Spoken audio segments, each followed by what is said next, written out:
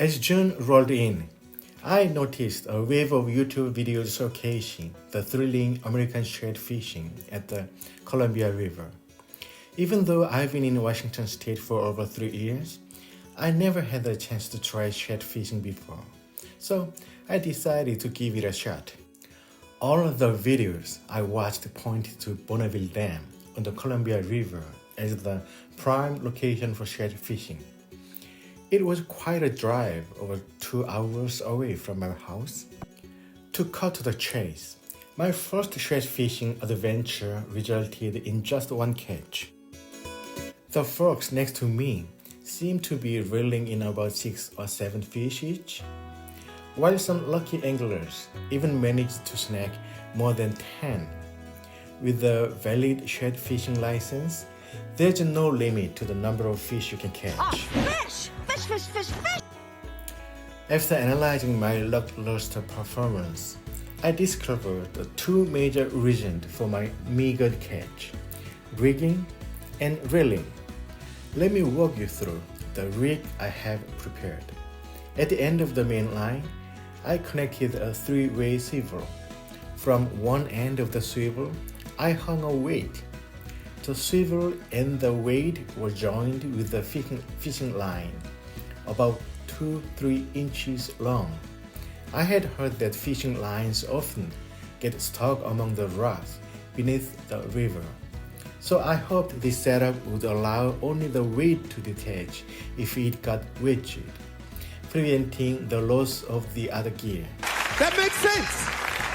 That makes sense. However, things didn't go according to plan.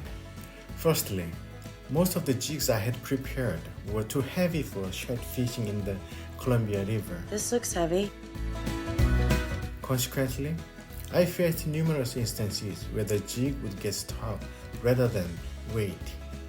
Additionally, my main line was old and thin, leading to it being easily severed whenever a sinker or a jig snagged on something. To achieve my initial purpose, the main line should have been stronger, and the line connecting the leader and weight should have been thinner, facilitating easier detachment. Cut the line! Cut the line! The leader line, ranging from 4 to 5 feet long, seemed to be the appropriate length. At the end of the leader line, I attached the jig and added a small artificial worm. Here's where the biggest issue arose: the jig. What?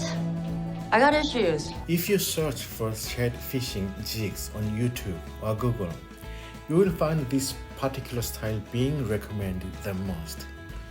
I thought I had plenty of jigs similar to the one shown. I had purchased many when I lived in Florida 5 years ago, and I had used them successfully. However, it turned out that most of my jigs were too heavy. Too heavy! Too heavy! I did have 1 or 2 lighter options, but I lost them after a few casts as they became large and couldn't be reeled in. Fortunately, using a lightweight jig, I managed to land 1 shad without any line mishaps. Fish on! Fish on! Fish on! Hey! The sheer excitement coursing through the tight fishing line when I caught that shad was enough to invigorate any angler.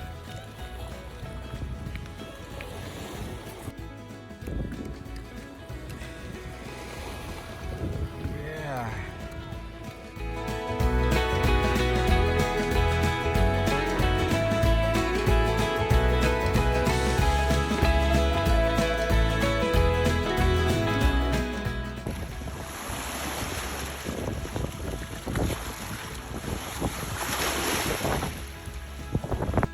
Alas, I lost the jig I used during that catch due to snagging on the riverbed. Subsequently, there was a light jig, and I had massive bite, but I missed it and lost a jig in the process.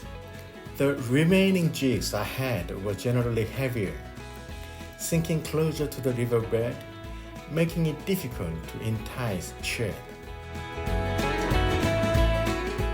Are your lines stuck? It's stuck.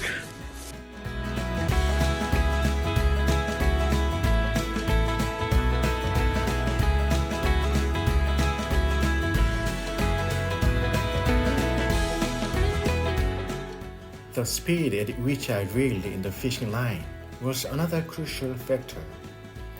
If reeled too slowly, the jig weight was liable to get caught between the rocks, resulting in a snapped line. Conversely, reeling too fast would make it impossible for the shad to catch up. Mastering the right reeling speed took quite some time, and in the process, I lost numerous well-rigged setups. This is where my fishing skills came up short. Anglers proficient in the art of fishing would have discerned the ideal reeling speed right away, considering factors such as water current, bottom conditions, and their gear. Reel in that line. For successful shad fishing in the Columbia River, the most critical aspects are having a suitable jig for the spot and timing the reel with an appropriate speed. Unfortunately, I won't be able to make it for another shad fishing trip this year due to time constraints. However, if I'm still around next year, I will definitely give it another shot. I'm confident that based on this experience, my fishing game will be much improved.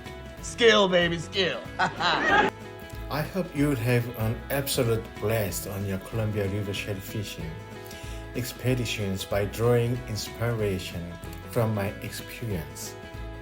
Thanks for watching this video.